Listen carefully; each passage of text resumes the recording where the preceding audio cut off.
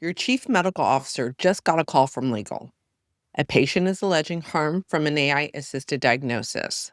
Legal's first question isn't about the algorithm. It's not about the vendor. It's not even about the technology. The first question is, whose judgment was it? And right now, in most healthcare organizations, nobody can answer that clearly. In April 2024, the Federation of State Medical Boards issued guidance to its members: hold clinicians liable if AI technology makes an error. Not the AI, not the vendor, not the institution, the clinician.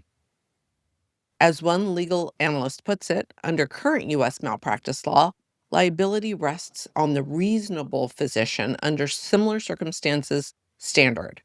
Now, whether AI was used or not, courts judge the physician's conduct. The law hasn't caught up to the technology, but the liability has landed, and it's landed on your front line. Over the past few weeks, we've talked about how oversight structures can diffuse accountability and how invisible AI creates blind spots. Well, today I want to name the construct that's missing. It's decision ownership.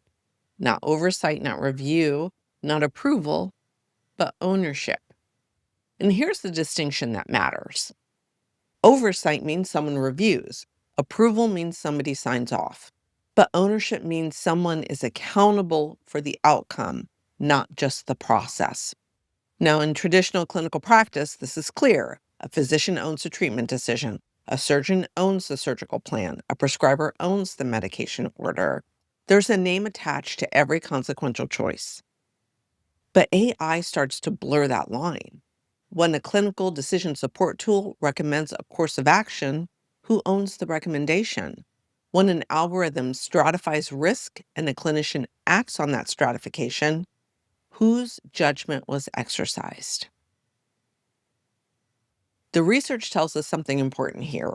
A recent study found that 70% of healthcare professionals believe clinicians should bear primary responsibility for patient outcomes, even when AI is involved. But 57% also felt accountability should be partly shared with AI developers or the institution. Everyone agrees someone should be accountable. No one agrees on who. The ambiguity is the governance gap. Because when accountability is shared by everyone, it's owned by no one. And here's what I've observed.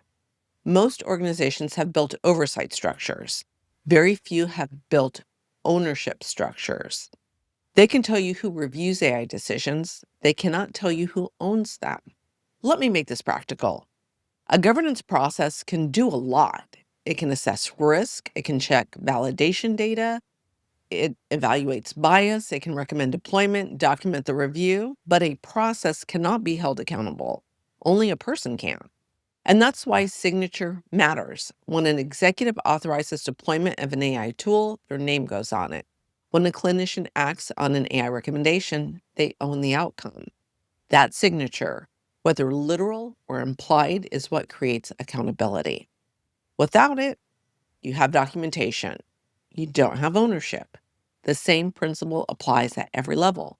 The board needs to know who owns AI governance. The C-suite needs to know who owns deployment decisions. The clinical teams need to know who owns the judgment call at the point of care. If those names aren't clear, the organization has a structural problem, and no amount of policy can fix that. So here's what I want you to do this week. Look at your AI governance structure, not for who reviews, but for who owns.